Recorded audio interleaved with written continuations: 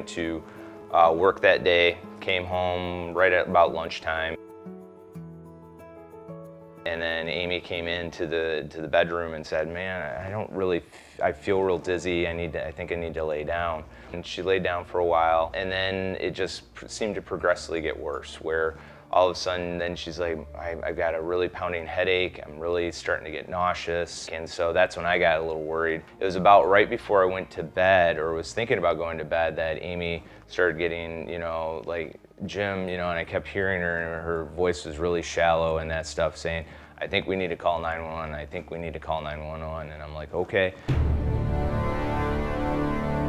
And they ran the CT and they said, "We didn't see anything. We're not really sure."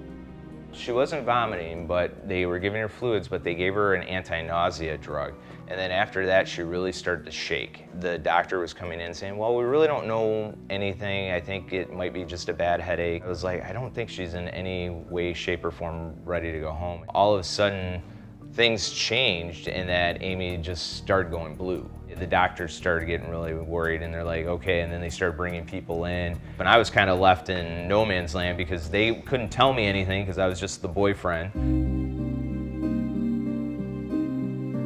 It was about 9 o'clock and they said they were taking her to the ICU. She had a stroke. They said that it looked like there was a blood clot in the brain stem. When you hear stroke, you're just, okay, 29, this isn't right.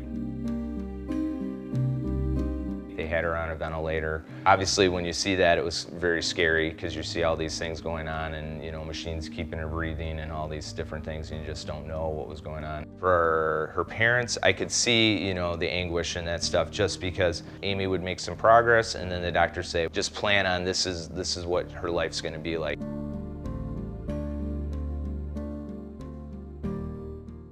The doctor came and told him, "Yeah, it's not looking great.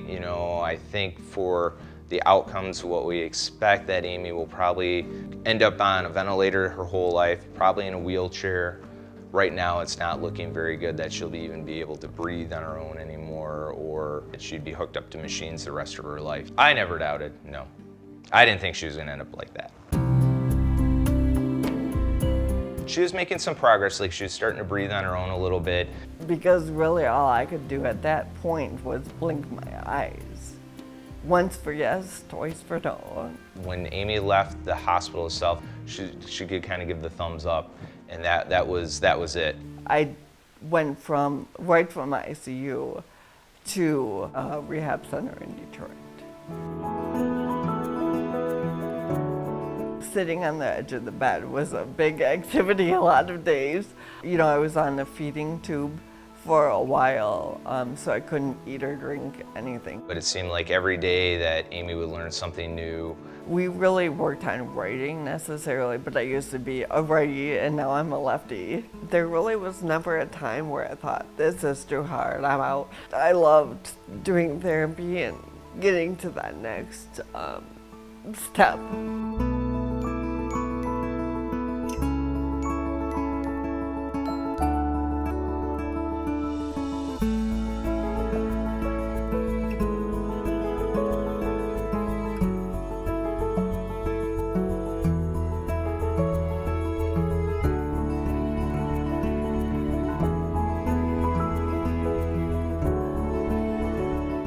I ended up going to a stroke support group and met somebody there who knew somebody who worked at the Heart Association. One thing led to another, and she talked all about it and invited me to one of their first committee meetings, and I've been hooked ever since.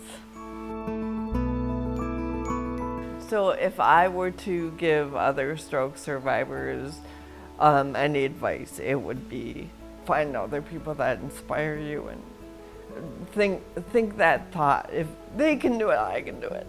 I'm so blessed to have such a wonderful, amazing family and friends. And I've also come to know some really great people.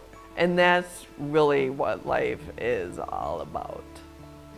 The American Heart Association works so hard to make sure stroke patients can live better lives. They teach people to spot a stroke fast. They support groundbreaking research. They make sure all stroke patients get the best treatments as quickly as possible at the hospital. You can be a part of their life-saving work. Please give generously today. Your gift will make an amazing impact.